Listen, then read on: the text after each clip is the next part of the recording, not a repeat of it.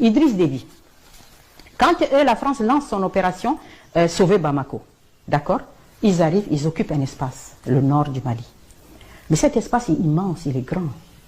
Et il a besoin d'hommes qui connaissent un peu ces zones désertiques, qui se meuvent. Ils ont fait des deals avec les Touaregs. Leur cible, ce sont les djihadistes Ansar ad-Din, qui ont une autre vision du monde que la leur. Et donc, il faut les éliminer. Mais les Touaregs disent non, nous on peut faire des deals, on vous laisse, on joue le jeu, mais il n'est pas question qu'on tire une balle contre ces gens.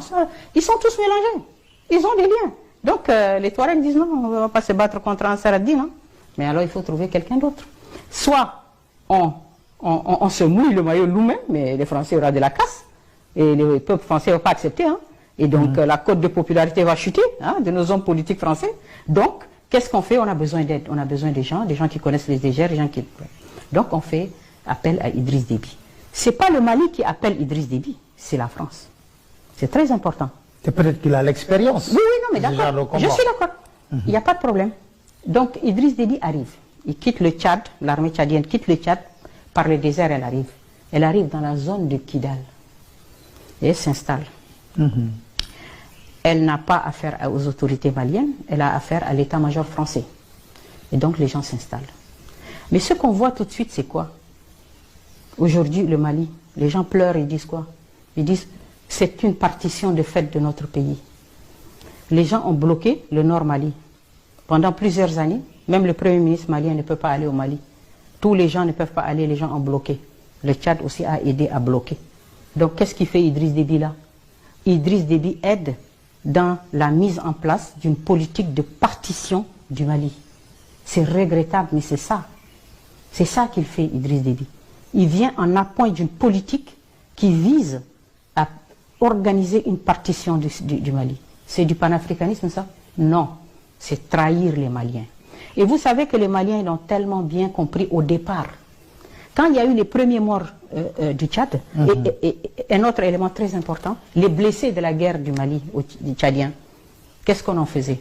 On n'était pas capable de les amener à Bamako pour les soigner dans les hôpitaux maliens. Non, on les a amenés jusqu'au Niger. On faisait des vols de Transal jusqu'au Niger où les Français ont mis un hôpital de campagne pour soigner les blessés tchadiens qui sont à Kidal. Parce que les Maliens étaient tellement fâchés de cette collaboration d'un pays africain pour organiser la partition de leur pays.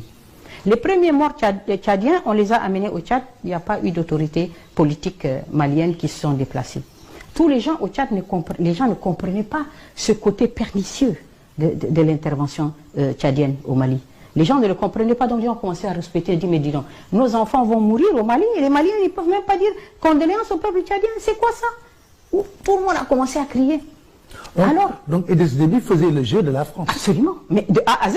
Et attendez, autre chose, c'est que quand il a dit, cette grogne, si on peut dire, du Tchadien, Idriss Déby en a fait part à la France. Et qu'est-ce que la France a dit au président malien? Écoutez, ça ne va pas comme ça.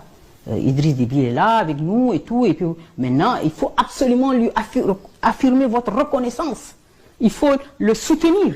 Et là, brusquement, on a eu même des chanteurs qui ont chanté Idriss Déby. Voilà. Donc, et autre chose aussi, c'est très important, c'est que quand vous voyez Idriss Déby qui quitte le Tchad et qui vient au Mali, il fait quoi? Il sort, officiellement le Premier ministre annonce un retrait, un financement à hauteur de 90 milliards de francs CFA pour financer son opération au Mali. Donc voilà un pays qui n'est pas menacé directement par le terrorisme et qui sort 90 milliards de son trésor pour aller financer un programme, une politique de partition de notre pays africain. Mais ça là, les Tchadiens, il manque de tout. Il n'y a pas d'eau, il n'y a pas d'électricité. Hein? Il manque de soins. Les gens courent au Cameroun se soigner, partent au Soudan, partent au Tunisie, il n'y a pas de soins au Tchad. Des régions entières sont appauvries. Et vous avez le gars qui sort 90 milliards rien que pour faire plaisir à la France.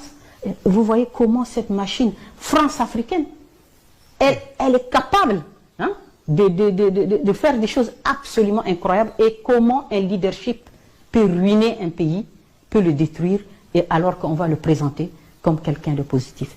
Autre chose très importante dans le cadre de la lutte contre le terrorisme, il y a aussi une autre. Pourquoi en fait l'armée tchadienne est positionnée partout? Pourquoi? Vous savez, il n'y a pas réellement de guerre. Parce que s'il y en avait, ça fait 11 ans. Les gens, ils savent faire la guerre, ils vont cramer tout le monde. Mais il n'y en avait pas. Même les Tchadiens qui étaient